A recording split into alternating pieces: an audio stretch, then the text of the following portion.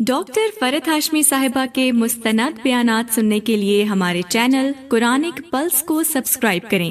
یہاں قرآن و حدیث کی روشنی میں حقیقی رہنمائی اور روحانی ترقی کے خزانے ملیں گے۔ ابھی جڑیں اور دین کو گہرائی سے سمجھیں۔ بعض لوگ اس ماہ میں خصوصی نماز صلاۃ الرغائب پڑھتے ہیں۔ رجب کی رات کو 12 رکعات 6 سلام سے پڑھی جاتی، جس میں سورۃ اخلاص کے بعد ہر رکعت میں 3 مرتبہ سورۃ القدر پڑھی جاتی ہے۔ یہ بدعت 4 صدی میں شروع ہوئی، جس کی کوئی اصلیت نہیں۔ امام ابن تیمیہ لکھتے ہیں کہ تمام علماء نے اجماع کے ساتھ اس نماز کو موضوع یعنی من گھڑت قرار دیا ہے، یعنی اس کی کوئی اصل نہیں ہے دین میں۔ دین تو مکمل ہو چکا ہے۔ نبی صلی اللہ علیہ وسلم ہر روز تہجد کی نماز پڑھا کرتے تھے، اور اس میں کبھی بھی یہ نہیں ملتا کہ آپ نے کوئی مخصوص سورت ہی پڑھی ہو اور پھر اس میں یہ کہ ہر رکعت میں وہ سورت 3 بار پڑھی ہو، جیسے یہاں پر انہوں نے سورۃ اخلاص اور اس کے بعد ہر رکعت میں 3 مرتبہ سورۃ القدر پڑھنے کا لکھا ہے، اور کئی لوگ بڑی پابندی کے ساتھ اس کو پڑھتے بھی ہیں، اور پھر اس کے ساتھ بہت سی من گھڑت قسم کی فضیلتیں اور فائدے بھی منسوب کر دیے گئے ہیں۔ تو اسلام میں اس کی کوئی حقیقت نہیں، نہ قرآن میں اس نماز کا ذکر ہے، نہ نبی صلی اللہ علیہ وسلم نے اس نماز کی تاکید کی ہے یا تلقین، اور نہ ہی اس کا وجود ہے کسی بھی حدیث یا فقہ کی کتاب میں۔ یہ سراسر لوگوں نے خود گھڑ لی۔ عبادت کا صرف وہی طریقہ پسندیدہ ہے، عبادت وہی قابل قبول ہے جو اللہ اور اس کے رسول کی اتھارٹی کے ساتھ ہو، ان کے حکم کے مطابق ہو۔ خود سے عبادت کے طریقے ایجاد کرنا اللہ کی اتھارٹی میں یا اللہ کے حکم میں دخل دینا، اور یہ انتہائی غلط چیز ہے کہ جس کام کے لیے ہم انٹائٹلڈ ہی نہیں، جو ہمارا کام ہی نہیں، اس میں انٹرفیرنس کیسی؟ عبادت کے طریقے بتانا صرف معبود کا کام ہے، عابد کا کام نہیں۔ عابد بندہ غلام تو صرف پیروی کرے گا، اطاعت اور فرما برداری کرے گا، وہ خود سے وہ قانون نہیں بنائے گا۔ تو اس چیز کی کسی کو بھی اجازت نہیں۔ تو ہم سب کو اس کے بارے میں بے حد محتاط رہنا چاہیے، اور دین کے نام پر، عبادت کے نام پر، ثواب کی خاطر کیا جانے والا کوئی بھی کام جب بھی ہم شروع کریں تو ضرور یہ سوچیں کہ کیا اس کی کوئی دلیل قرآن میں ہے، کیا یہ سنت رسول صلی اللہ علیہ وسلم سے ثابت ہے، کیا یہ اجر جو بتایا جا رہا ہے واقعی حقیقی معنوں میں اس کا کچھ وجود ہے، یا صرف ایک جھوٹ گڑھ لیا گیا۔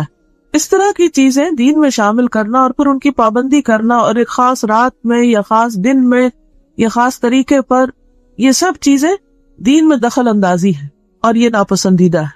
آپ سوچئے کہ اگر آپ مثلاً کہیں پر کوئی قانون بنا رہے ہیں یا پالیسیز بنا رہے ہیں یا کسی بھی قسم کا کوئی ڈسپلن کام کر رہے ہیں، اور ایک وہ شخص جس کا اس سے کوئی تعلق نہیں معاملے سے، وہ بیچ میں آ کر اپنی ایک کلاس ڈال دے، اپنی طرف سے کوئی چیز لوگوں کو اس کی پابندی کروانا شروع کر دے، تو یہ جرم ہوگا، ایک یہ دوسرے کی ٹیریٹری میں مداخلت ہوگی کہ آپ کو جس کام پہ اپوائنٹ نہیں کیا گیا۔ یا پھر یہ کہ مثلاً اگر کسی کو کسی خاص قانون کی پابندی کروانے کے لیے کہا گیا اور وہ اس قانون کے ساتھ کچھ اور قانون اپنی طرف سے بھی شامل کر دے جس کی اس کو اجازت نہ ہو، اس کے پاس کوئی اتھارٹی نہ ہو، کوئی سند نہ ہو، تو یہ طریقہ انتہائی معیوب ہے۔ تو دین کے معاملے میں بھی ہمیں نہایت سمجھداری سے کام لینا چاہیے، اور دین کو بس اتنا ہی رکھنا چاہیے کہ جتنا وہ ہے یا جتنا ہمیں دے دیا گیا ہے۔ اگر ہم کچھ چیزیں اپنی طرف سے شامل کریں گے تو ایسا کرنا دین کو بوجھل بنانا ہوگا، مشکل بنانا ہوگا، اور لوگوں کے لیے زندگی کو دوبھر کرنے کے مترادف ہوگا، اور یہ انتہائی ناپسندیدہ بات ہے، کیونکہ ہمارے لیے اتنا ہی دین کافی ہے جتنا ہمیں اللہ اور اس کے رسول صلی اللہ علیہ وسلم نے دے دیا۔ اس کی پابندی بھی ہم پہ بڑی بھاری ہوتی ہے، کہا یہ کہ ہم ایکسٹرا چیزیں شروع کر دیں۔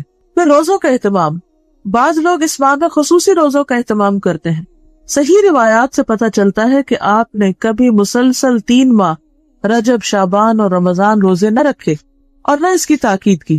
بعض لوگ 27 رجب کا روزہ رکھتے ہیں اور اس روزے کو عام دنوں کے روزوں سے افضل سمجھتے ہیں، یعنی خاص طور پر 27 تاریخ کے روزے کا اہتمام، یہ بھی درست نہیں۔ متعدد احادیث سے نبی کریم صلی اللہ علیہ وسلم کا مخصوص دنوں یا تاریخوں میں نفلی روزوں کا اہتمام کرنا ثابت ہے، یعنی ایسا نہیں کہ کوئی دن اور مقرر نہیں، اور دن ہے مقرر، لیکن وہ آپ صلی اللہ علیہ وسلم نے خود کیے ہیں۔ آپ کے بعد کسی اور کو اجازت نہیں کہ وہ لوگوں کے لیے دن مخصوص کر دے کہ اس دن لازمی روزہ رکھنا ہوگا اور اس کا ثواب زیادہ ہوگا۔ متعدد احادیث سے نبی کریم صلی اللہ علیہ وسلم کا مخصوص دنوں یا تاریخوں میں نفلی روزوں کا اہتمام کرنا ثابت ہے، جیسا کہ ایام 20 میں ہر قمری مہینے کی 13, 14, 15 تاریخ. 20 ان کو اس لیے کہتے ہیں کہ یہ چاند کی وہ راتیں ہوتی ہیں جس میں ہر طرف چاندنی پھیلی بھی ہوتی ہے اور ہر چیز سفید نظر آتی ہے ایک طرح سے. تو 20 جو ہے ابریت سے. یا ہر سوموار اور جمعرات کو، یہ بھی مسنون ہے کیونکہ آپ نے اس کا اہتمام کیا. ذوالحجہ کے ابتدائی عشرے میں پہلے 10 دن یعنی 9, 10 محرم کو ابتدائی عشرے میں، یعنی اس کا مطلب نہیں کہ 10 تاریخ تک، 10ویں تاریخ کو تو عید ہوتی ہے، یہ 9 تاریخ تک مراد ہے. 9, 10 محرم کو یا پھر کثرت سے ماہ شعبان میں. ان تمام کے بارے میں صحیح اور مستند احادیث ملتی ہیں، لیکن 27 رجب کے روزے کے بارے میں کوئی روایت نہیں ہے. لہذا اگر کوئی خصوصی طور پر اس دن کا روزہ رکھتا ہو تو اس کا روزہ تو ہو سکتا ہے، مگر یہ عمل مسنون نہیں ہوگا بلکہ بدعت شمار ہوگا. قرآن کریم میں ارشاد ربانی ہے، یا ایھا الذین آمنوا لا تقدموا بین یدی اللہ ورسولہ. الحجرات آیت 1. اے لوگو جو ایمان لائے ہو، اللہ اور اس کے رسول سے آگے نہ بڑھو. عمر رضی اللہ عنہ اس ماہ میں نہ صرف یہ کہ روزہ رکھنے سے منع کیا کرتے تھے، بلکہ لوگوں کے ہاتھوں پر ہاتھ مار کر مجبور کرتے کہ وہ روزہ توڑ دے، کیونکہ ماہ رجب کی تعظیم اور اس میں روزہ رکھنا دور جاہلیت کی رسم تھی. یہ مصنف ابن ابی شیبہ کی روایت ہے. اور ایسا کیوں کرتے تھے؟ کیونکہ قرآن پاک کا یہ حکم ان کے سامنے تھا کہ لوگوں اللہ رسول سے آگے مت جاؤ، یعنی جو کام انہوں نے نہیں بتایا وہ تم اپنے ہاتھ میں نہ لو اور ان سے بڑے بننے کی کوشش نہ کرو، کیونکہ عموماً حکم چلانے والے ایک طرح سے اپنی بڑائی کا اظہار کر رہے ہوتے ہیں. البتہ اگر کوئی شخص بطور عادت ہر ماہ چاند کی 13, 14 اور 15 تاریخ یا پیر اور جمعرات کو رکھتا ہو تو اس ماہ میں بھی رکھ سکتا ہے. یعنی اگر 27 رجب پیر کو آ رہی ہے اور اس کی پہلے سے عادت ہے ہر پیر کو روزہ رکھنے کی، تو ایسا شخص روزہ رکھ سکتا ہے. ہمارے ذہن میں واضح ہونا چاہیے کہ اصل دین کیا ہے. اصل دین وہ ہے جو اللہ تعالیٰ نے محمد صلی اللہ علیہ وسلم کے ذریعے ہم تک پہنچایا. یعنی دین اللہ کی اطاعت و فرما برداری، اس کے احکامات کے آگے سر تسلیم خم کرنے اور محمد صلی اللہ علیہ وسلم کی سنت پر عمل کرنے کا نام ہے. ان کلمات کے بارے میں حدیث میں آتا ہے، جو شخص مال خرچ کرنے سے بخل کرے، دشمن کے ساتھ لڑنے سے ڈر جائے اور رات میں تکلیف اور مشقت اٹھانے سے گھبرائے تو وہ کثرت سے یہ کلمات کہے، سبحان اللہ والحمد للہ ولا الہ الا اللہ واللہ اکبر.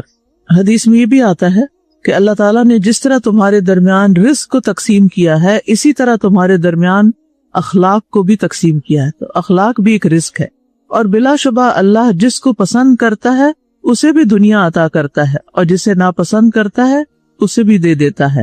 اور ایمان صرف اسے عطا کرتا ہے جس کو پسند کرتا ہے.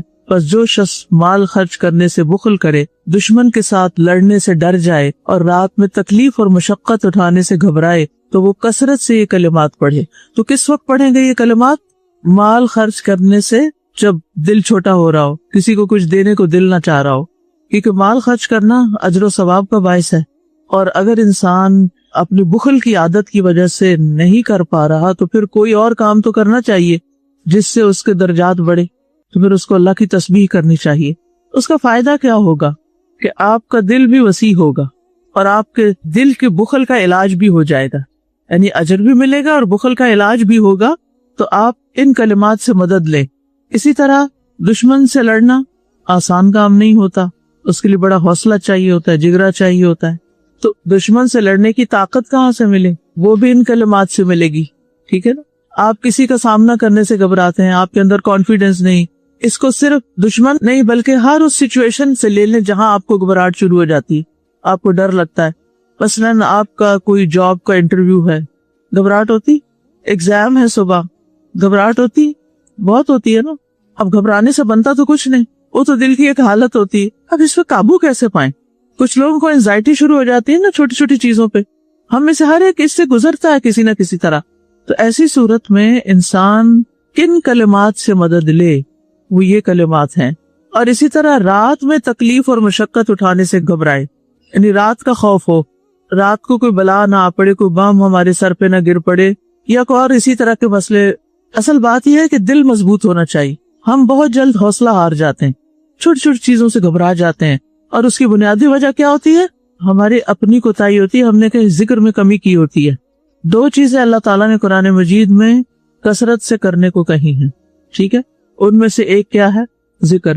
یا ایھا الذین آمنوا اذکروا اللہ ذکرا کثیرا وسبحوہ بکرۃ واصیلا. یہ تاکید ہے، یہ ایمان والوں کی غذا ہے۔ سورۃ انفال میں بھی کیا آتا ہے؟ اے لوگو جو ایمان لائے ہو، جب تم کسی گروہ سے ملاقات کرو یعنی دشمن کا مقابلہ کرو تو کیا کرو؟ فثبتو، جمے رہو، ڈر کے بھاگ نہیں جاؤ، اور کیا کرو؟ طاقت پانے کے لیے آپ کو پتہ یہ تسبیح جو ہے یہ رزق ہے، کس کا؟ ساری مخلوق کا۔ ساری مخلوق کو اس کی وجہ سے رزق ملتا ہے، تو کیا ہمیں نہیں ملے گا؟ اور رزق میں نے آپ کو پہلے ہی بتایا تھا کہ صرف کھانا پینا نہیں ہوتا، تو یہ ایمانی قوت جو ہے یہ بھی ایک رزق ہوتا ہے، کانفیڈنس جو ہوتا ہے یہ بھی ایک رزق ہوتا ہے، حق بات کہنے کی جرأت جو ہوتی ہے یہ بھی ایک رزق ہوتا ہے۔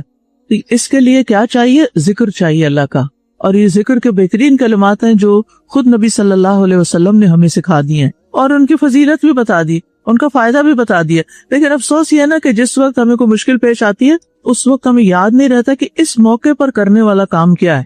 تو اگر پرٹیکولرلی یہ تسبیح یاد نہ بھی رہے تو تسبیح جو ہے ان اینی کیس فائدہ دیتی ہے۔ حضرت فاطمہ رضی اللہ تعالی عنہا کی تھکاوٹ دور کرنے کے لیے کیا نسخہ بتایا گیا تھا؟ تسبیحات فاطمہ ان کا نام پڑ گیا، اس میں بھی یہ 3 کلمات ہیں، سبحان اللہ، الحمدللہ، اللہ اکبر، اس میں بس اضافہ ہے ولا الہ الا اللہ کا۔ تو یہ 3 کلمات جو ہیں سبحان اللہ، الحمدللہ، اللہ اکبر، یہ آپ کو ایمانی قوت بخشتے ہیں، ٹھیک ہے، آپ کی گھبراہٹ دور کرتے ہیں، تکلیف اور مشقت دور کرتے ہیں۔ اور تکلیف اور مشقت تہجد کے لیے اٹھنے میں بھی ہوتی، تو اگر آپ نہیں اٹھ پا رہے تو پھر کم از کم لیٹ کے تسبیح کر لیں، تو 2 فائدہ ہے۔ ایک تو یہ کہ اس تسبیح سے آپ کو اجر و ثواب بڑھے گا، دوسرا یہ کہ آپ کو ان خاص مواقع پر کیا ہوگا؟ طاقت ملے گی، اللہ تعالیٰ کی مدد حاصل ہوگی۔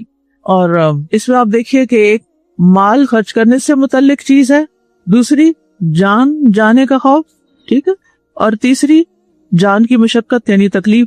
تو جہاد تو اللہ کے راستے میں جان اور مال دونوں سے ہوتا ہے نا۔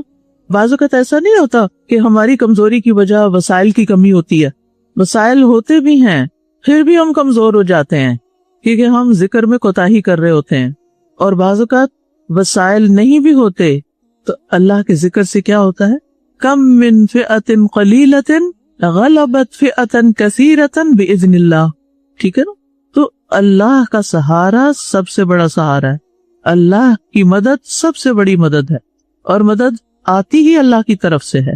ہم یہ سوچ لیتے ہیں کہ مدد چائنا سے آئے گی پھر ہم کامیاب ہوں گے، ومن نصر الا من عند اللہ، چائنا ایک ریسورس ہے، اسباب میں سے ایک سبب ہے، لیکن مدد صرف اللہ سے آتی۔ ومن نصر، اور نہیں ہوتی مدد، الا من عند اللہ، مگر اللہ ہی کے پاس سے آتی ہے، اللہ ہی کے خزانوں سے آتی ہے۔ اور یہ ہمیں سے ہر ایک کا پکا یقین ہونا چاہیے۔ اسباب استعمال کریں، بھروسہ اسباب پر نہیں، بھروسہ صرف اللہ کی ذات پر۔ جب ذکر کریں کسی کا بھی ABCD کا کہ فلاں نے ہیلپ کی، فلاں نے کہ باذن اللہ، اللہ کے فضل سے، اللہ کی رحمت سے، اللہ کے کرنے سے، اللہ کی توفیق سے، اللہ کا ذکر کرنا نہ بھولیں۔ یہ بھی ذکر کی قسم ہوتی ہے، ایک تو نماز ہے، قرآن کی تلاوت ہے، یہ تسبیحات وغیرہ یہ ذکر ہے، اور یہ جو ہم روزمرہ کی گفتگو میں ہر موقع پر اللہ کا نام لے لیتے، کچھ لوگ تو گھبراتے ہیں اس سے، اس قدر ناسمجھی کی بات ہے کہ اللہ کا ذکر جو سب سے بڑا اس کا نام لیتے گھبراتے، انشاءاللہ ڈر کے مارے نہیں کہتے، ماشاءاللہ نہیں کہتے، ٹھیک ہے، ہر موقع پر غلط طریقے سے نہیں کہنا چاہیے۔ بعض لوگ دعا کر کے کہتے ہیں انشاءاللہ، بھائی آمین کہیں، انشاءاللہ تو یہاں نہیں کہنے کا موقع، انشاءاللہ میں کر رہی ہوں، بھائی آپ انشاءاللہ مستقبل کے لیے کہیں گے، تو لوگ اس سے بھی پھر آفینڈ ہوتے ہیں کہ ہر موقع بے موقع یہ غلط لفظ استعمال کرتے ہیں، اس سے بچیں، لیکن اللہ کا نام لیتے ہوئے کبھی بھی نہ گھبرائیں۔ اور آپ دیکھیے کہ بعض اوقات آپ کا واسطہ نان مسلم سے پڑتا ہے، یہاں تو آپ کو اتنا انٹریکشن نہیں ہوتا، لیکن جن ممالک میں ایسے لوگ رہتے ہیں تو اس میں بعض اوقات ان کے ساتھ جو معاملہ کر رہے ہوتے ہیں تو لوگ بس صرف انہی کے جملے بولتے ہیں، انہی کی طرح کی بات کرتے ہیں اور اپنی نہیں کرتے۔ مثلا ڈاکٹر کے پاس جاتے ہیں، وہ پوچھتے ہیں کہ آپ کو یہ تکلیف تو نہیں، تو آپ صرف یہ کہ نو نہیں، صرف نو نہیں کہنے، نو الحمدللہ، نو الحمدللہ۔ تو وہ سوچیں گے نا بھائی یہ کیا کہے جا رہے ہیں ساتھ ساتھ، تو یہ کیا ہے؟ دراصل اسلام کی تبلیغ ہے۔ آپ کہیں گے نہیں ان کو سمجھ نہیں آئی، یہ کیا کہیں گے، یہ کیا کہہ رہے ہیں، نہیں، اللہ تو سب کا ہے نا، اللہ کا لفظ تو سب کو پتا ہونا چاہیے۔ تو اللہ کا ذکر کرتے ہوئے کبھی نہ گھبرائیں، اللہ کے ذکر سے تقویت ملتی ہے، ٹھیک ہے۔ اب یہاں پر دعا ہے، تھوڑی سی اس کی وضاحت دیکھتے ہیں۔ سب سے پہلے ہے سبحان اللہ، سبحان تسبیح کا لفظ جو ہے نا، اس کے لیے سبح یسبح تسبیحا بھی مصدر آتا ہے، اور سبح یسبح سبحانا بھی آتا ہے، مصدر کا تو پتا ہے نا آپ نے جنو گرامر پڑھی, ٹھیک ہے. تو بعض اوقات ایک مادے سے ایک سے زائد مصادر بھی ہوتے ہیں, جیسے تلا یتلو تلبن بھی ہوتا ہے اور تلا یتلو تلاوتن, ان کے اندر ایک کنیکشن ہوتا ہے کچھ نہ کچھ, لیکن اس وقت معنی میں کئی فرق بھی آ جاتا ہے. تو سبح یسبح سبحانن, یہ سبحان کا لفظ جو ہے, یہ تسبیح کا لفظ جو ہے, یہ اصلاً السبح سے ہے. سبح سین با ہا, جس کا معنی ہوتا ہے بعد. کیا معنی ہوتا ہے سبح کا؟ بعد. عرب کہتے ہیں سبحان من قضا ای ما ابعدہ. سبحان من قضا کا مطلب ہے اللہ یہ کتنا دور ہے. بعد کے معنی, دوری کے معنی میں استعمال ہوتا ہے. تو جب ہم تسبیح کرتے ہیں تو دور کرتے ہیں کس چیز کو کس سے؟ ہر طرح کے نقص, عیب اور اللہ کے بارے میں بدگمانی اور کسی بھی قسم کی شر کی نسبت, کسی بھی قسم کے عیب کی نسبت, ان سب چیزوں سے جو مشرکین ملحدین اللہ کے ساتھ منسوب کرتے ہیں یا اللہ تعالیٰ کے بارے میں کہتے ہیں, ہم ان سب چیزوں کو اللہ تعالیٰ سے دور کرتے ہیں. وہ اللہ کے شان کے لائق نہیں, اللہ تعالیٰ ایسا نہیں. سمجھ آ جائے گی تسبیح کے جو اصل روح ہے. اور سبحانہ کا لفظ جو ہے یہ ہمیشہ منسوب ہوتا ہے, یعنی زبر آتی ہے اس پہ, سبحانی نہیں آئے گا. کیا آئے گا؟ سبحانہ, ٹھیک ہے. اور اس سے پہلے اسبح یا نسبح مقدر یعنی چھپا ہوا ہوتا ہے. جیسے بسم اللہ کے ساتھ کیا چھپا ہوتا ہے اس کے اندر؟ ابدأ, کہ میں اللہ کے نام کے ساتھ شروع کرتا ہوں, یا آکل کھاتا ہوں, یا امشی یا افتح یا اغلق, یعنی اس کا جو فعل ہوتا ہے وہ چھپا ہوا ہوتا ہے. کیوں چھپا ہوتا ہے؟ مقدر کہتے ہیں اس کو, جیسے قدر جو ہوتی ہے. اچھا, وہ چھپا ہوا ہوتا ہے کیونکہ کسی ایک چیز کے لیے یہ بسم اللہ کا لفظ استعمال نہیں ہو رہا. بسم اللہ کی ترکیب کسی ایک کام کے لیے نہیں ہے. مثلا قرآن مجید کے شروع میں بسم اللہ ترجمہ کیا کرتے ہیں؟ شروع کرتی ہوں, اللہ کے نام سے شروع کرتی ہوں, ٹھیک ہے. اب اگر آپ کوئی ایسا کام کر رہے ہیں جس میں شروع کا لفظ ہے ہی نہیں, تو آپ اس کے معنی میں وہ تو نہیں لگا سکتے نا پھر. تو وہ سبجیکٹ ٹو کانٹیکسٹ میننگ بسم اللہ کا ساتھ ساتھ بدلتا جائے گا. کہیں کھاتا ہوں, کہیں کھولتا ہوں, کہیں رکھتا ہوں, کہیں جاتا ہوں, یعنی سارے کام ہم اللہ کے نام سے ہی کرتے ہیں. تو اسی طرح سبحانہ میں بھی یہ فعل مقدر کا یہ مفعول مطلق ہے. ٹھیک, اب آپ یہ گرامر پڑھ لیں اور سمجھ لیں. اس تفصیل میں ہم نہیں جاتے. سمپل معنی ہے اسبح سبحان اللہ, میں اللہ کی پاکیزگی بیان کرتا ہوں یا کرتی ہوں جیسے پاکیزگی بیان کرنی چاہیے یا جیسے پاکیزگی بیان کی جاتی ہے. یہ مطلب, ٹھیک ہے, لکھ لے گئے تاکہ آپ کو پھر نہ بھول جائے. سبحان اللہ کا کیا مطلب ہے؟ اسبح سبحان اللہ, میں اللہ کی پاکیزگی بیان کرتی ہوں. پاکیزگی بیان کرنا یا جیسے پاکیزگی بیان کی جاتی ہے یا جیسے پاکیزگی بیان کرنی چاہیے. پھر اسی طرح یہ ہے کہ جیسے ایک روز پہلے بات ہوئی تھی کہ سبح یسبح سباحتن یعنی تیرنے کے معنوں میں بھی آتا ہے, تو پھر اس کا تسبیح سے کیا تعلق ہے, یعنی کیا معنوی مناسبت ہے.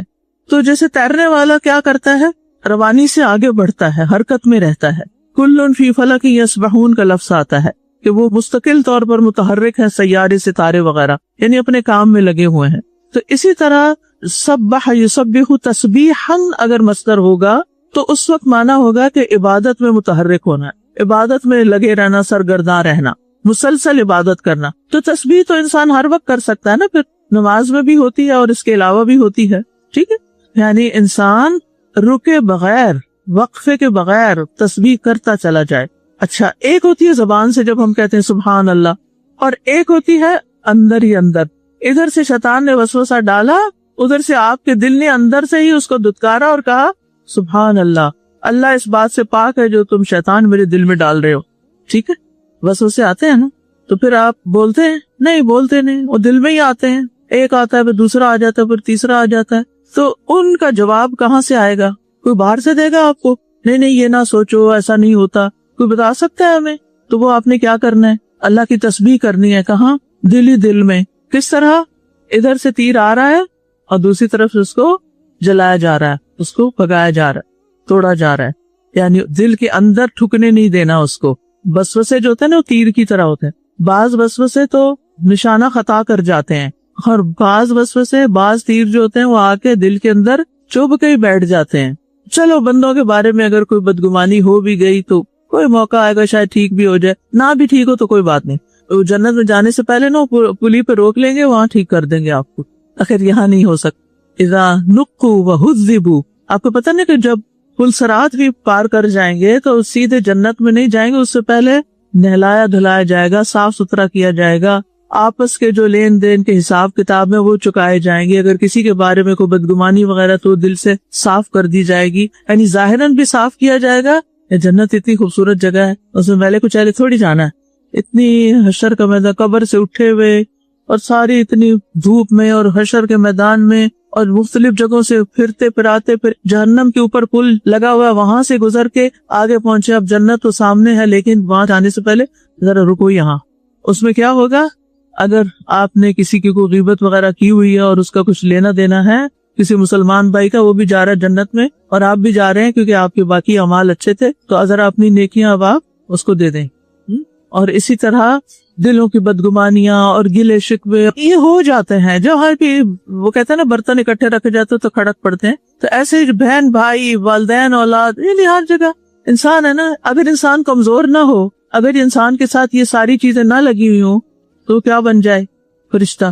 تو فرشتے تو پہلے ہی موجود تھے، اللہ تعالیٰ کو زمین پہ فرشتے چاہیے تھے. اللہ نے ہمیں فرشتہ نہ بنایا، نہ ہم بن سکتے ہیں، ہم بن ہی نہیں سکتے. ہمارے ساتھ کمزوریاں لگی ہوئی ہیں، یہ ہمیں عاجز رکھتی ہے.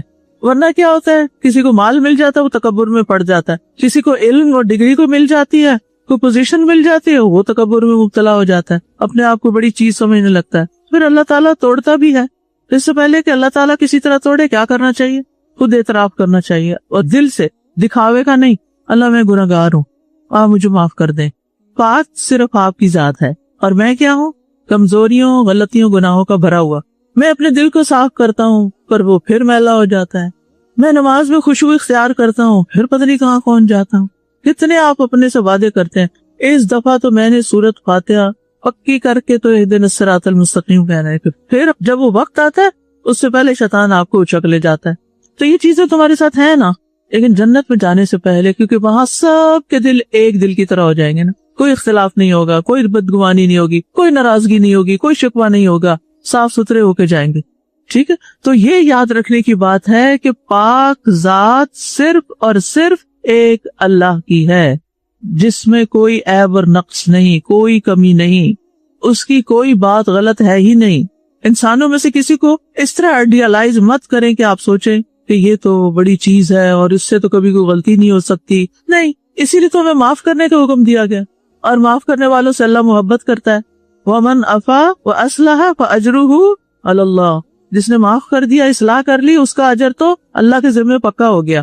لہٰذا کیا کرنا ہے؟ سبحان اللہ کس کے لیے؟ اسی لیے یہ لفظ اللہ سبحانہ و تعالیٰ کے علاوہ کسی اور کے لیے استعمال بھی نہیں ہوتا. یعنی ہم یہ نہیں کہہ سکتے فلاں انسان کی سبحان نہ، سبحان اللہ تو کہہ سکتے ہیں، سبحان محمد بھی نہیں کہہ سکتے. یاد رہے گا، سبحان محمد بھی نہیں کہہ سکتے. اچھا، بعض لوگ نام سبحان رکھ بیٹھتے ہیں، یہ نام نہیں رکھنا چاہیے. یہ لفظ اللہ تعالیٰ کے لیے مخصوص ہے. ٹھیک ہے، اگر کسی نے رکھ لیا تو وہ سبحان کر لے، ہاں اور با میں تبدیلی کر لے. تو سبحان صرف اللہ سبحانہ و تعالیٰ، اور یہی سوچ کر ہمیں اللہ سبحانہ و تعالیٰ کی تسبیح کرتے رہنا چاہیے اور مسلسل کرتے رہنا چاہیے. آپ دیکھیے کہ زمین اور آسمان کی ہر چیز کیا کر رہی ہے؟ تسبیح کر رہی ہے. تو ہمیں بھی ان کی تسبیح میں شامل ہو جانا چاہیے. سبح للہ ما فی السماوات وما فی الارض وَإِن مِّن شَيْءٍ إِلَّا يُسَبِّحُ بِحَمْدِهِ وَلَٰكِن لَّا تَفْقَهُونَ تَسْبِيحَهُمْ. زمین اور آسمان کی ہر چیز تسبیح کری، لیکن تم ان کی تسبیح نہیں سمجھتے، تم نہیں سمجھتے. زمین اور آسمان سب مسلسل اطاعت میں لگے ہوئے ہیں، اور ستارے اور سیارے سب کسی وقت بھی لا یفترون، رکتے ہی نہیں ہے تسبیح کرنے سے، اللہ کی اطاعت کرنے سے، اللہ کی عبادت سے. لیکن ہم انسان ہیں نا، ہماری لمٹس ہیں. تو میرا عقیدہ کیا ہونا چاہیے کہ اللہ ہر اس چیز سے پاک ہے جو اللہ کی ذات کے جمال، اس کے کمال اور اس کی صفات اور اچھے اچھے ناموں کے لائق نہیں. ٹھیک ہے، نہ اس کی ذات کو زیبا، نہ اس کی صفات کو، اور نہ اس کے افعال بھی شامل کر لیں. ذات، اسماء، صفات، افعال، اللہ نے جو کیا بالکل صحیح کیا، چاہے وہ ہمیں پسند ہے یا نہیں پسند. اللہ نے ہم سے کچھ لے لیا، بالکل صحیح کیا، اور کچھ دے دیا، بالکل صحیح کیا. اچھا، کچھ لے لیا، بالکل صحیح کیا، بالکل صحیح کیا. جو یہ سوچے گا کسی پیارے کی وفات پر، پھر اس کو اللہ سے کوئی شکوہ ہوگا؟ بتائیے. چونکہ یہ بات ایسی ہے کہ جس سے ہم میں سے ہر ایک کو واسطہ پڑتا ہے. آپ میں سے کوئی ایسا ہے جس نے کبھی اپنے کسی پیارے کی موت نہ دیکھی ہو یا نہ سنی ہو؟ دیکھتے بھی ہیں، سنتے بھی. چلو اپنوں کی نہیں دیکھی، فلسطینیوں کی تو دیکھی ہے نا، بچوں کی بھی اور بڑوں کی بھی اور عورتوں کی بھی اور بزرگوں کی بھی. جب ہم ایسی چیزیں دیکھتے ہیں، وہ تو چونکہ مسلمان بھائی ہیں نا، تو اس لیے ایک دکھ اٹھتا ہے نا. مسلمان ایک جسم کی طرح ہوتے ہیں، تکلیف ہوتی ہے. اچھا وہ آپ دیکھیے کہ جب کوئی اپنے دوستوں میں، عزیزوں میں، پیاروں میں، بڑوں میں، چھوٹوں میں، بہن بھائیوں میں سے کوئی چلا جاتا ہے، کیا ہم سوچتے ہیں کہ اللہ نے بالکل صحیح کیا، اللہ کا فیصلہ غلط نہیں؟ سوچتے؟ مجھے اس کا جواب چاہیے، کیونکہ اچھے بھلے لوگ اس موقع پر پھسل جاتے ہیں. کیا ہوتا اگر اللہ تعالیٰ ابھی نہ لیتا اس کو؟ بھئی آپ بڑے عقل مند آئے ہیں، وہ اللہ کی تخلیق تھی، اللہ نے پیدا کی، اللہ نے وقتی طور پر آپ کو ایک پیار بھرا رشتہ دیا تھا. وہ والدین کا ہو سکتا ہے، وہ اولاد کا ہو سکتا ہے، وہ بہن بھائیوں کا ہو سکتا ہے، وہ دوستوں کا ہو سکتا ہے، وہ بہت دینی محبت کرنے والے دوستوں کا ہو سکتا ہے، کوئی بھی ہو سکتا ہے. لیکن وہ رشتہ بھی تو اللہ نے دیا نا، وہ پیار بھی اللہ نے دیا، وہ ان کی طرف سے ملنے والی خیر بھی اللہ نے دی. مالک تو اللہ ہی ہے نا، وہ مالک یوم الدین تو ہے، لیکن دنیا اور دنیا کے اندر کی بھی ہر چیز کا وہی مالک ہے، ہماری زندگیوں کا بھی وہی مالک ہے. تو جب ہم اس کو مالک مان لیتے ہیں تو پھر اس کی چیز کیوں نہیں خوشی سے لوٹاتے؟ اچھا اب آپ کو جملہ یاد رہے گا، جب کوئی فوت ہوگا تو آپ کیا کہیں گے یا سوچیں گے؟ سوچیں گے یا کہیں گے؟ یہ بھی ذرا مجھے بتا دیں. سوچیں گے. اگر آپ نے وہاں کہہ دیا نا تو پھر کیا ہوگا؟ اللہ تعالیٰ آپ کے سب بھائیوں کو سلامت رکھے. لیکن اگر آپ کا کوئی بھائی بہن ایسے دنیا سے چلا جاتا ہے اور آپ اپنی امی کو کہتے ہیں امی بالکل ٹھیک ہوا، تو یہ تعزیت نہیں ہوگی. ٹھیک ہے، میں اس لیے یہ دہرا رہی ہوں کیونکہ ہم بعضوں کا دین پڑھ کے لفظ رٹ کے غیر موقع پہ اس کو استعمال کرتے ہیں. ٹھیک ہے، اس وقت آپ نے دل میں یہ سوچنا ہے، دل میں کہنا اللہ آپ کا فیصلہ بالکل ٹھیک ہے، میں اس پہ صبر بھی کروں گی، میں اس پہ شکر بھی کروں گی، میں اس پہ راضی بھی رہوں. رضیت باللہ ربن. اللہ یہ تو آپ نے دیا تھا نا، بس آپ نے لکھا تھا اتنے دن اس سے فائدہ اٹھانا ہے، اس کے بعد یہ تمہارا نہیں، اس نے میرے پاس واپس آنا ہے. تو مجھے کیا پڑھنا ہے؟ انا للہ و انا الیہ راجعون. مجھے بھی واپس جانا ہے، تو اس لیے کوئی بات نہیں، وہ پہلے چلے گئے، ہم بعد میں جا رہے ہیں، امید ہے ملاقات ہو جائے گی. غم ہلکے ہوتے ہیں یا نہیں سبحان اللہ کہنے سے؟ سبحان اللہ کہنے سے انسان زبان سے ناشکری کے کلمات کہنے سے بچتا ہے یا نہیں؟ یہ تو نہیں ہو سکتا کہ آپ تسبیح لے کے سبحان اللہ سبحان اللہ سبحان اللہ پڑھ رہے ہیں اور جب کوئی تعزیت کرنے والا آئے تو جو منہ سے نکالے باتیں نعوذ باللہ اللہ تعالیٰ کے خلاف اور اس سارے واقعے کے بارے میں. کیا کرنا چاہیے ان باتوں سے بچنے کے لیے؟ اگر آپ کسی کو نصیحت نہ کر سکیں، چپ نہ کرا سکیں، تو کم از کم کیا کریں؟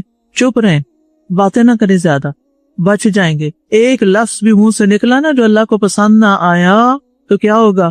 آپ کو پتا ہے نا کہ اگر کوئی نبی صلی اللہ علیہ وسلم کی شان میں بھی گستاخی کرتا ہے تو کیا ہوتا ہے اس کا؟ ان کے سامنے اونچی آواز میں بھی بولتا ہے تو اس کے لیے کیا ہوتا ہے؟ اعمال سب ضائع، سب کیے طرح پہ پانی پھر گیا. تو آپ کا کیا خیال ہے جو اللہ سبحانہ تعالیٰ کے بارے میں نہ حق کلمات کہے اس کے عمل بچ جائیں گے؟ بڑا نازک اور خطرناک موقع ہوتا ہے. اپنی زبان کو اتنی احتیاط سے استعمال کرنا ہے. بس کوئی کچھ کہتا رہے، یہ ہو گیا، تم بیچاری، یہ فلاں، بس اللہ کی مرضی، بس اللہ کی مرضی، اللہ کی رضا، اللہ کی امانت. بس 2-4 جملے یاد رکھیں اور جو مرضی لوگ باتیں کریں، اگر آپ سمجھا سکے پلیز یہ نہ کہیں، پیار سے سمجھا دیں. نہیں سمجھا سکتے یا وہ نہیں سمجھنے والے تو اس وقت ذرا نہ سمجھائیں، بعد میں کسی وقت سمجھائیں، کیونکہ اس وقت آپ بحث شروع کر دیں کہ آپ غلط کہہ رہی ہیں، یہ کیا کہہ رہی ہیں، تو وہ بھی پریشان ہوں گے. لیکن کچھ لوگ بڑے جرأت والے ہوتے ہیں. ہمارے ساتھی ہیں، ان کی والدہ ریسنٹلی بیوہ ہوئی تو وہ ان کو لے آئی وہاں کلاس میں، کینیڈا کی بات کری تو کسی نے کہا کہ بہت افسوس ہوا کہ آپ کے ہسبینڈ کی وفات ہوگی. کہنے لگی کیا افسوس کس بات کا؟ اللہ کے فیصلے پہ افسوس؟ کوئی افسوس نہیں. غم ہے، افسوس نہیں. دونوں میں فرق ہے کہ نہیں؟ غم اور افسوس میں فرق ہے یا نہیں؟ دل غمگین ہے، آنکھیں آنسو بہاتی ہیں، رو سکتے ہیں، روئیں گے. جدائی ہے نا، جدائی تکلیف دہ ہے. کوئی عارضی بھی جدا ہوتا ہے تو آنسو آ جاتے ہیں.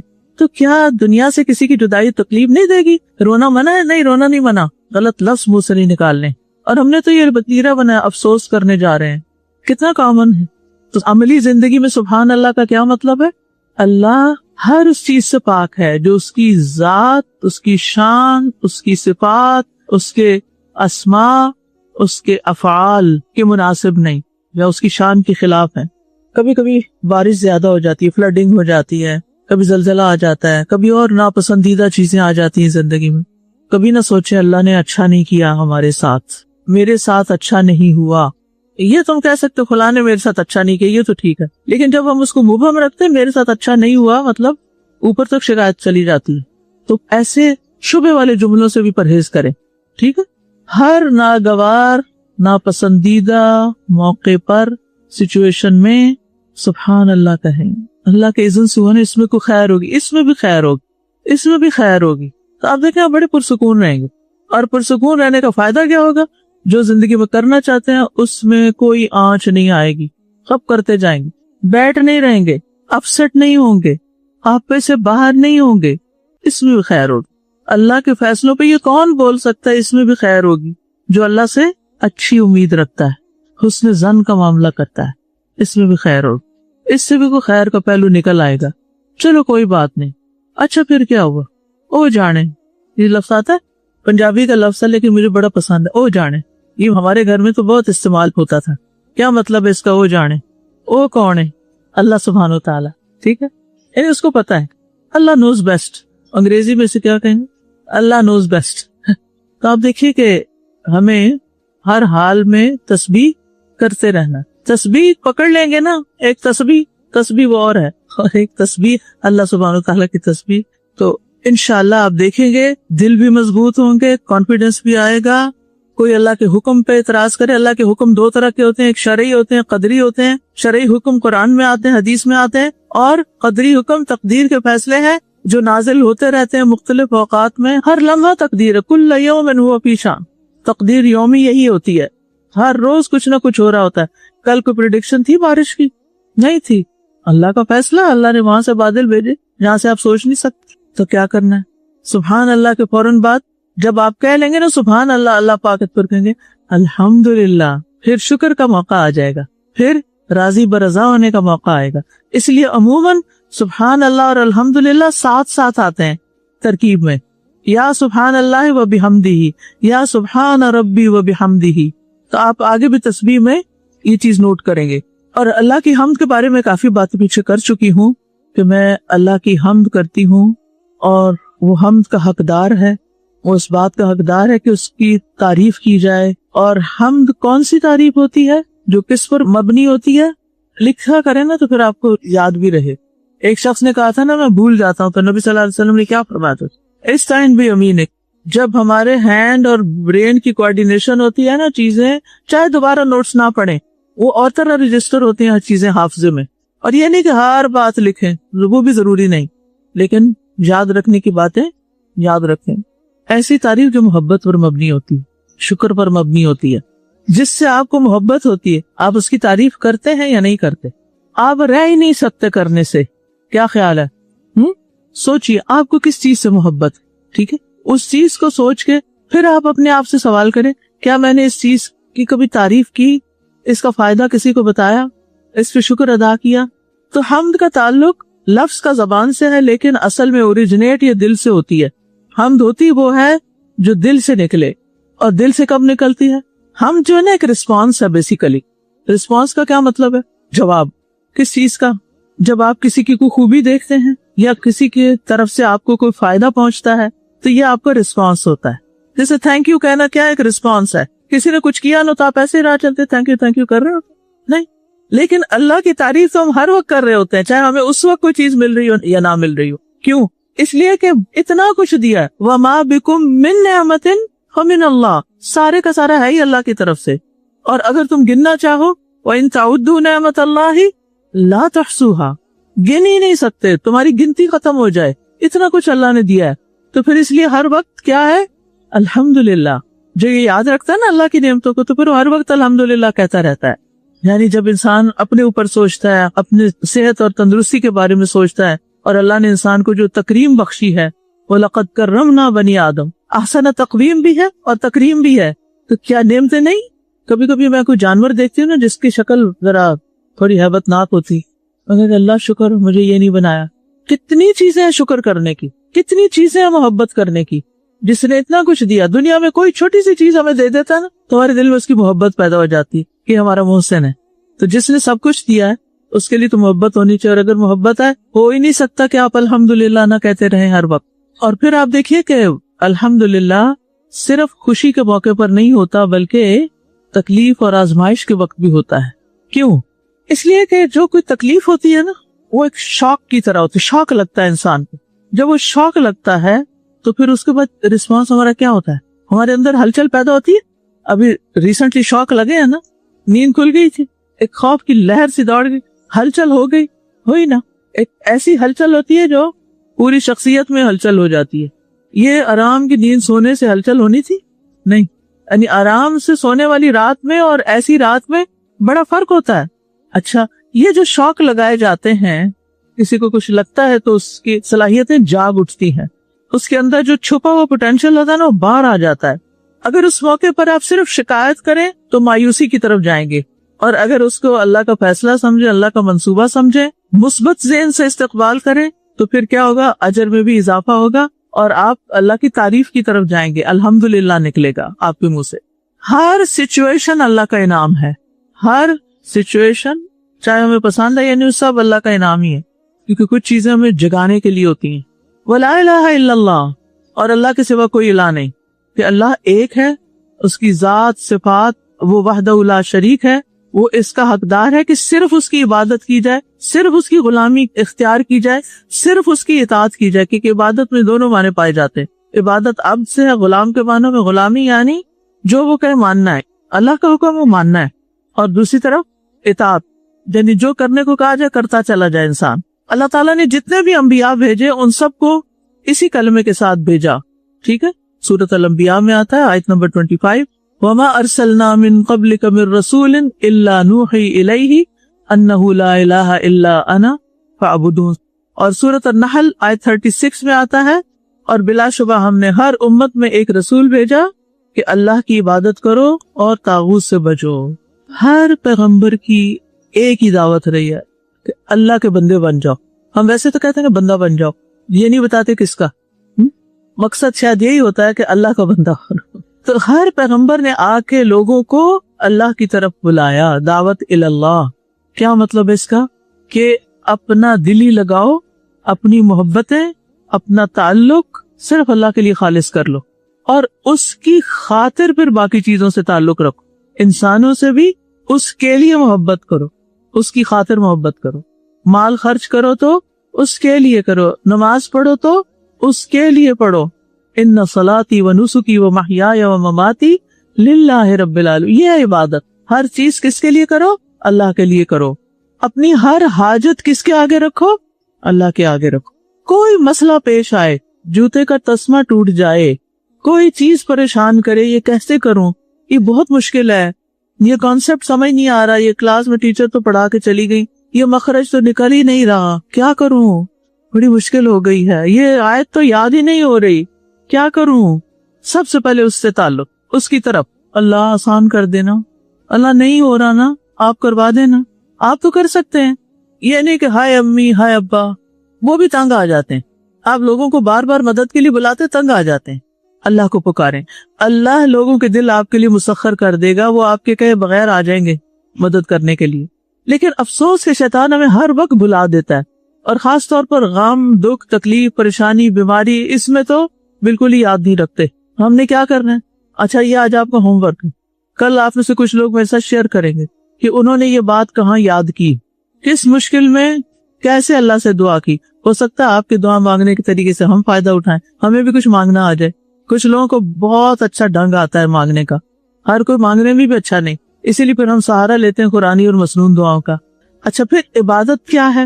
کہ ہر حال میں اللہ کی عظمت, اللہ ہی سب سے بڑا ہے, اللہ کی قدرت, یعنی ہر موقع پر کیا چیز آپ کو تسلی دے گی؟ اللہ ہے نا, وہ تو کر سکتا ہے. ان اللہ علی کل شیء قدیر, ہر سے پارے میں آتا ہے اللہ کی قدرت کی بات. پھر آپ دیکھیے کہ اللہ کی عبادت اور کیا ہے کہ دل میں ہر وقت اللہ کی یاد رہے, احساس رہے, وہ تقوی والی کیفیت جو ہے نا دل میں یاد رہے.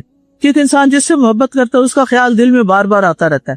اللہ نے ہمیں بنایا ہی ایسا ہے, تو جب ہم اللہ کو ہر وقت یاد نہیں رکھتے نا, پھنس جاتے ہیں کسی اور مصیبت میں. ہر وقت بندوں کی یاد مصیبت ہے, چاہے اپنی اولاد ہی کیوں نہ ہو, کتنا یاد کریں گے ان کو. آپ بزرگوں کو دیکھیں, اس وقت ہمارے نا کینیڈا میں ایک بائی ویکلی پروگرام ہوتا ہے سینئر سٹیزنز کا. ہم بزرگوں کو بلا لیتے, خواتین کو بھی مردوں کو بھی. ریسنٹلی تو ہم صرف خواتین کو بلا رہے تھے, کیونکہ بہت سخت سردی بھی تھی تو لوگوں کا نکلنا بھی مشکل ہو جاتا ہے نا، بزرگوں کا خاص طور پر. بہرحال، اور جب آپ ان سے انٹریکٹ کرتے ہیں، جب آپ ان سے بات کرتے ہیں، خاص طور پر جب لوگ میرے پاس آتے ہیں تو بعض اوقات رو رہے ہوتے ہیں، اور رونے کی وجہ کیا ہوتی ہے؟ اولاد، یا اولاد کا دین سے نکل جانا، یا اولاد کی نافرمانی اور تنہا چھوڑ دینا، اولاد کا نہ پوچھنا. یعنی اکثریت میں نے دیکھی کہ جو اولاد کے غم میں مبتلا ہے وہ اولاد کو یاد کرے جا رہے ہیں اور اولاد ان کو پوچھتی بھی نہیں. اب اس سے چھٹکارا کہاں سے پائیں؟ کس چیز سے چھٹکارا ہوگا؟ کوئی اس سے زیادہ محبوب دل میں آئے گا تو دوسرا نکل جائے گا، اور وہ محبوب کون ہے؟ اللہ رب العزت. اللہ ہمیں اپنی سچی محبت عطا کرے تاکہ ہمارے ہر طرح کی اور خوف اور پریشانیاں اور غم وہ باہر نکل جائیں. اتنی چھا جائے اللہ کی محبت دل میں کہ باقی سب آؤٹ ہو جائیں. اس کا مطلب نہیں ہم کیئر لیس ہو جائیں، نہیں، ان سے پھر محبت کریں اللہ کی خاطر. اچھا، تو زندگی کا ہر لمحہ اللہ کی یاد میں، اللہ تعالیٰ کے احساس کے ساتھ زندگی بسر کریں. آپ کو پتہ یہ کلمہ جو ہے نا، لا الہ الا اللہ، یہ بڑا عظیم کلمہ ہے. ابن قیم کہتے ہیں اللہ تعالیٰ نے زمین و آسمان کو قائم ہی اسی لیے کیا اور اسی کلمے پہ تمام مخلوقات کو پیدا کیا. اسی پر ملت کی اساس ہے، اسی پر قبلہ مقرر کیا گیا. اور یہ کلمہ توحید محض اللہ تعالیٰ کا تمام بندوں پہ حق ہے. ہر ایک کو یہی کرنا چاہیے کہ صرف ایک اللہ کو الہ مانے. اسی کی وجہ سے مسلمانوں کے خون، جان، مال، اولاد محفوظ ہیں. یہی کلمہ عذاب قبر اور عذاب جہنم سے نجات کا ذریعہ ہے. اس کے بغیر کوئی جنت میں جا ہی نہیں سکتا جب تک یہ کلمہ نہ پڑھے. وہ کہتے ہیں ایسی رسی ہے جس کے ساتھ تعلق قائم کیے بغیر اللہ تعالیٰ تک پہنچا نہیں جا سکتا. یہی کلمہ اسلام اور دارالسلام یعنی سلامتی والے گھر کی چابی ہے. اسی کے ذریعے نیک و بد، شقی اور سعید اور مقبول و مردود لوگوں کی تقسیم ہوتی. یعنی دنیا میں لوگ اس کلمے کی بنیاد پر ڈیوائیڈڈ ہیں. ڈویژنز کی اور بڑی چیزیں، رنگ، نسل، زبان، جغرافیائی خطے، لیکن اصل تقسیم اس کی بنیاد پر ہے. ایک طرف کھڑے ہیں لا الہ الا اللہ کہنے والے اور دوسری طرف غیر اللہ کے پجاری، چاہے وہ کسی بھی قسم کے ہوں. تو اصل تقسیم یہ ہے، جو بھی لا الہ الا اللہ پڑھتا ہے وہ کیا ہے؟ آپ کا مسلمان بھائی یا بہن. وہ آپ کے جسم کا حصہ بن گئے. اس کی خوشی، اس کا غم اب آپ کا غم. جیسے اپنی فکر کرتے ہیں ایسے ان کی فکر کرنی ہے، ان کے خیر سوچنی ہے، کیسے ان کو بھلائی پہنچائیں. اور یہی کلمہ ہے جو انسان کو جنت میں داخل کرے گا. جس کی موت اس کلمے پر ہو گئی اس کی خیر ہی خیر ہے. تو یہ کلمہ انسان کی نجات کا سبب ہے اور انسان کی ساری برائیوں کے مقابلے میں بھاری ہے. وہ آپ نے حدیث سنی ہوئی ہے جو مسند احمد کی ہے، جس میں قیامت کے دن اللہ تعالیٰ ایک امتی کو ساری مخلوق کے سامنے لائے گا اور اس کے 99 رجسٹر کھولے گا. ہر رجسٹر تا حد نگاہ پھیلا ہوا ہوگا. اس پر کیا لکھا ہوا ہوگا؟ نیکیاں یا گناہ. اللہ تعالیٰ پوچھے گا تم کسی چیز کا انکار کرتے ہو؟ کیا کرامن کاتبین نے تم پہ ظلم کیا، کوئی غلط باتیں لکھ دی؟ وہ کہے گا نہیں ہے میرے رب. اللہ تعالیٰ فرمائیں گے تمہارے پاس کوئی نیکی ہے؟ وہ کہے گا نہیں ہے میرے رب، کچھ نہیں. اللہ تعالیٰ فرمائے گا کیوں نہیں؟ تمہارے پاس ایک نیکی ہے اور آج تجھ پر ظلم نہیں کیا جائے گا. لہٰذا کاغذ کا ایک ٹکڑا نکالا جائے گا جس میں لکھا ہوگا اشہد ان لا الہ الا اللہ وان محمدا عبدہ ورسولہ. اللہ تعالیٰ فرمائے گا اسے میزان کے پاس حاضر کرو. وہ عرض کرے گا اے میرے رب، کاغذ کے اس ٹکڑے کا اتنے بڑے رجسٹروں کے ساتھ کیا مقابلہ؟ یہ تو کاغذ کا ایک ٹکڑا ہے. اس سے کہا جائے گا آج تجھ پر کوئی ظلم نہیں ہوگا. چنانچہ رجسٹر ایک طرف رکھے جائیں گے اور دوسری طرف وہ کاغذ کا ٹکڑا رکھ دیا جائے گا اور وہ ٹکڑا بھاری ہو جائے گا، کیونکہ اللہ کے نام سے زیادہ بھاری کوئی چیز نہیں جو رحمان اور رحیم. اللہ جس پہ چاہے رحم کر. پتہ نہیں کتنے سچے دل سے اس نے کہا ہوگا لا الہ الا اللہ. اللہ تعالیٰ تو اخلاص کو دیکھتے ہیں. بہرحال اس حدیث سے بھروسہ کر کے نہیں بیٹھ جانا اس طرح کہ ہم نے کچھ نہیں کرنا، 99 رجسٹر بھرنے اب اور کسی چیز سے. یعنی یہ سمجھانے کی بات ہے، مثال سے سمجھایا گیا ہے. اسی طرح ایک اور حدیث میں آتا ہے کہ زمین و آسمان ہر چیز ایک پلڑے میں رکھ دی جائے، ساری مخلوقات، اور دوسرے میں لا الہ الا اللہ رکھا جائے، یہ جھک جائے گا. اور اس میں دیکھیے لا الہ الا اللہ ایک طرف سارے باطل معبودوں کے اوپر لکیر پھیر دیں، کوئی بھی نہیں ہے صرف اللہ کے. وَأَنَّ اللَّهَ هُوَ الْعَلِيُّ الْكَبِيرُ. اور پھر یہ ہے کہ جو کچھ کریں اس اللہ ہی کی خاطر کریں، اللہ کی محبت میں کریں، اللہ کی رضا کے لیے کریں. چاہے نماز پڑھیں، چاہے روزہ رکھیں، چاہے زکوٰۃ ادا کریں، چاہے حج کے لیے جائیں، کوئی اشتہار دینے کی ضرورت نہیں کسی کو. چاہے تلاوت کریں، کوئی نیکی، ذکر کریں، تسبیح کریں. اور ویسے بھی ذکر کے لائق تو وہی ہستی ہے. اور جب انسان لا الہ الا اللہ کہتا ہے تو اس طرح ایک تجدید عہد کر رہا ہوتا ہے. اللہ میں صرف آپ کو اپنا الہ مانتا ہوں. ایک دن میں کئی دفعہ ہم یہ کلمہ پڑھتے بھی ہیں. کب پڑھتے ہیں؟ آذان میں سنتے ہیں نا، جب کہ جواب بھی دیتے ہیں اشہد ان لا الہ الا اللہ. وضو کرنے کے بعد جو دعا ہے اس میں بھی لا الہ الا اللہ. نماز شروع کرتے ہوئے ولا الہ غیرک آتا ہے. تشہد میں اشہد ان لا الہ الا اللہ آتا ہے. نماز کے بعد کے جو اذکار ہیں اس میں بھی لا الہ الا اللہ وحدہ لا شریک لہ. اور پھر دن اور رات بہت دفعہ یہ ہم کلمہ دہراتے ہیں، اور یہ کلمہ دنیا میں بھی مصیبت سے نجات دیتا ہے. یونس علیہ السلام نے کیا پڑھا تھا؟ لا الہ الا انت سبحانک انی کنت من الظالمین. اس کو افضل الذکر بھی کہا گیا ہے. نبی صلی اللہ علیہ وسلم نے فرمایا افضل الذکر لا الہ الا اللہ و افضل الدعاء الحمد للہ. سب سے افضل ذکر لا الہ الا اللہ ہے اور سب سے بہترین دعا الحمد للہ ہے. اور یوم عرفہ کی بھی بہترین دعا کیا ہے؟ اور یہ کون سی دعا ہے؟ دعائے مسئلہ یا عبادہ؟ دعائے عبادہ. یس. حج اور عمرے میں صحیح کے دوران آپ یہ پڑھ رہے ہوتے ہیں. جو کوئی فوت ہو رہا ہو تو اس وقت لا الہ الا اللہ پڑھتے ہیں. اور اسی طرح اگر آپ کسی بدشگونی کا شکار ہو تو اس سے کفارہ بھی لا الہ الا اللہ ہے. غیر اللہ کی قسم بھول کے کھا بیٹھے تو کفارہ لا الہ الا اللہ ہے. تو ہر اہم کام میں ہمیں لا الہ الا اللہ پڑھتے رہنا چاہیے. انسان سوچتا ہے میرے پاس یہ وقت ہے، میں کیوں ضائع کر رہا ہوں، میں کوئی اچھا نیک کام ہی کر لیتا ہوں، کسی کی خدمت کر دیتا ہوں، تسبیح پڑھ لیتا ہوں. اور وہ یہ کیوں کرتا ہے؟ صرف اللہ کے لیے کرتا ہے، کسی کو دکھانے کے لیے نہیں. پھر اسی طرح کاموں میں آسانی ہوتی ہے لوگوں پر خرچ کرنے سے، دوسروں پر خرچ کرنے سے.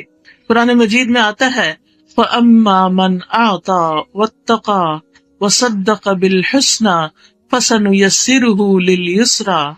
پھر جس نے اللہ کی راہ میں مال دیا اور پرہیزگاری اختیار کی اور بھلی باتوں کی تصدیق کی تو ہم اسے آسان راستے پر چلنے کی سہولت دیں گے. جس سے کیا پتہ چلتا ہے؟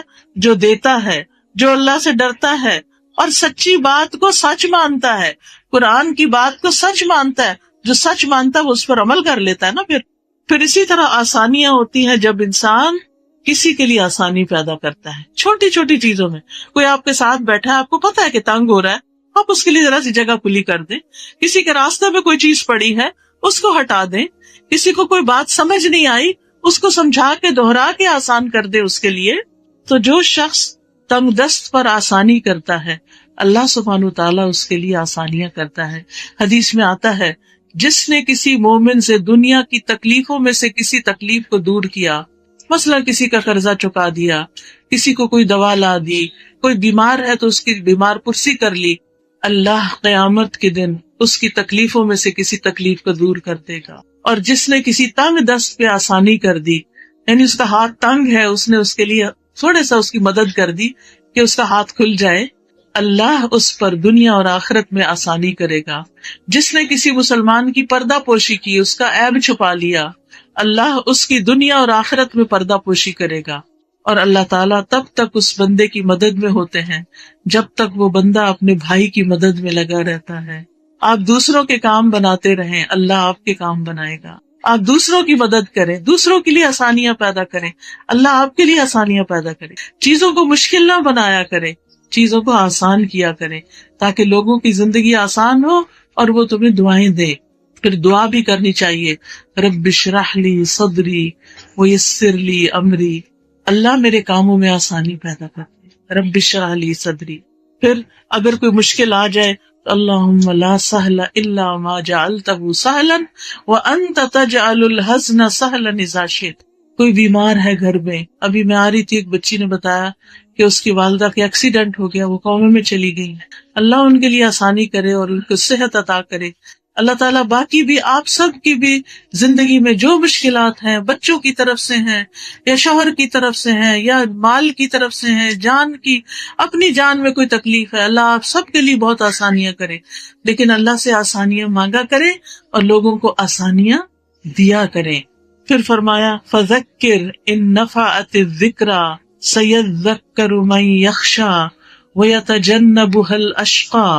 فذکر، پس آپ نصیحت کیجئے، ان نفعت الذکریٰ، اگر نصیحت کرنا فائدہ دے، یعنی جو نصیحت قبول کرنا چاہتا ہے اس کو آپ نصیحت کریں. سیذکر من یخشی، ضرور نصیحت پکڑے گا جو ڈرتا ہے. بار بار اللہ سے ڈرنے کی بات ہو رہی، کیونکہ یہ تقوی ہی نیک اعمال کی بنیاد ہے. اللہ کا ڈر ہے جو بندوں کو سیدھا رکھتا ہے اور ٹیڑھا ہونے سے بچاتا ہے اور دوسروں کے اوپر ظلم زیادتی سے بچاتا ہے. وَيَتَجَنَّبُهَا الْأَشْقَى، اور بدبخت اس سے کنارہ کشی کر لے گا. وہ نصیحت قبول نہیں کرے گا. یاد رکھیے جب کوئی ہمیں نصیحت کرے اور ہم آگے سے بگڑے تو یہ بدبختی کی علامت ہے، کیونکہ یہاں پر کیا فرما رہے اللہ تعالیٰ، وَيَتَجَنَّبُهَا الْأَشْقَى، جو سب سے بڑا بدبخت ہے وہ نصیحت سے منہ موڑ لے گا. ماں نصیحت کر رہی ہے بچی کو شرم و حیا کی، اچھا لباس پہننے کی، حجاب کرنے کی، اور بچی آگے سے بگڑنا شروع کر دے تو یہ خوش قسمتی کی بات نہیں ہے. ماں باپ کو ستانا بھی ہے اور اللہ کی نافرمانی کرنا بھی ہے اس میں.